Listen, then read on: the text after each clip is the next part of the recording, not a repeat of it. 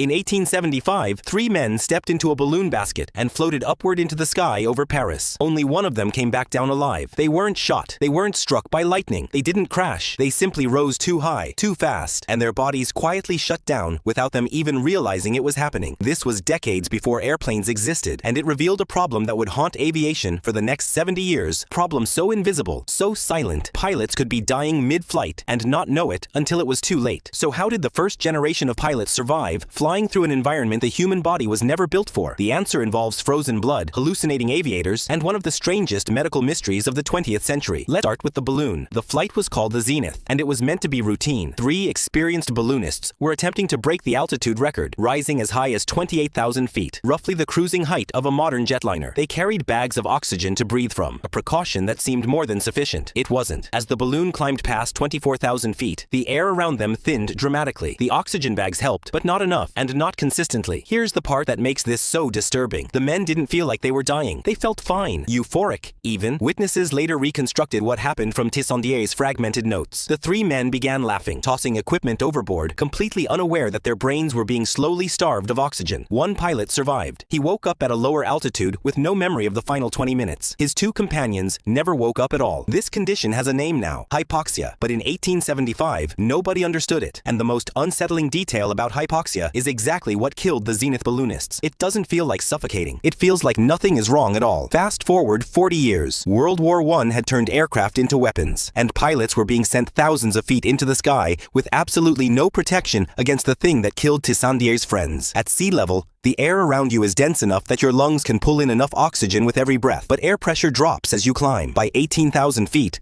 the atmosphere has roughly half the oxygen density of the ground. Your lungs are still breathing the same volume of air. They're just getting half the oxygen out of it. World War I pilots, and they began reporting something strange. Some pilots would experience a creeping euphoria. Others would lose peripheral vision entirely, describing tunnel-like blackness closing in from the edges. Some simply stopped responding to radio communication mid-flight, their planes drifting in lazy, aimless circles until they ran out of fuel or crashed. Squadron doctors had no idea what was happening. They assumed exhaustion. They assumed fear. Nobody connected it to oxygen because the pilots themselves never reported feeling short of breath. That's the trap. Hypoxia doesn't trigger your body's alarm system the way drowning does. There's no panic, no gasping, no instinct screaming at you to act. Your brain simply runs out of fuel and begins shutting down non-essential functions, starting with judgment, then memory, then consciousness, all while you feel completely, calmly fine. One British pilot who survived a near-fatal hypoxic episode later described the sensation as feeling like the safest, peaceful moment of his entire life, even as his vision narrowed to a single point of light. He had no memory of nearly crashing. His wingman had to talk him through landing the aircraft over radio because he wasn't responding to instructions, just calmly repeating that everything was fine. By the early 1920s,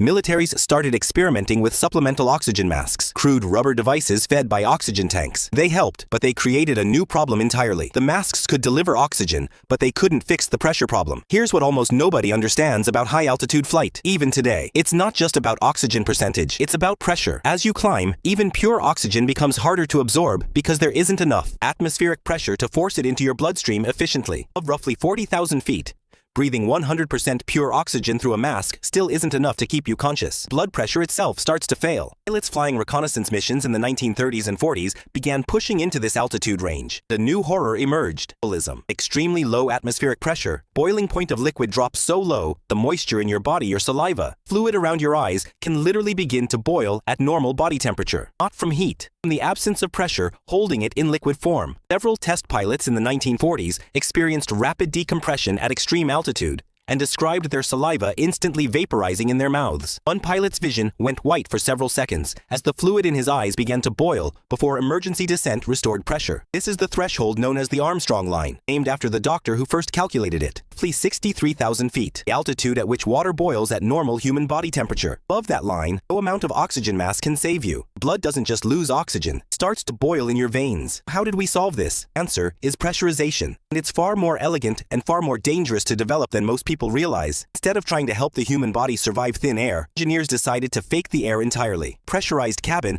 doesn't just pump in oxygen, compresses the air inside the aircraft to mimic a much lower, denser altitude, kicking your lungs and bloodstream into thinking you're still near sea level, even while the plane outside is slicing through air too thin to support human consciousness. First commercial aircraft to attempt this was the Boeing 307 Stratoliner in 1940, capable of maintaining a cabin pressure equivalent to roughly 8,000 feet, even while flying at 20,000. passengers could chat, sleep, completely unaware of the lethal environment just inches away on the other side of the fuselage wall. Pressurization introduced an entirely new danger that took multiple fatal accidents to fully understand. A pressurized cabin suddenly loses integrity at high altitude, doesn't just leak out, explodes outward, violently. Investigators eventually discovered the cause: metal fatigue around the square-shaped windows, weakened by the repeated stress of pressurizing and depressurizing the cabin on every single flight. Corners of the square windows concentrated stress in a way nobody had modeled. Fix seems obvious in hindsight. Every commercial aircraft window since has been rounded. This is the part of aviation history nobody tells you about when you board a flight. Today, when your ears pop during takeoff,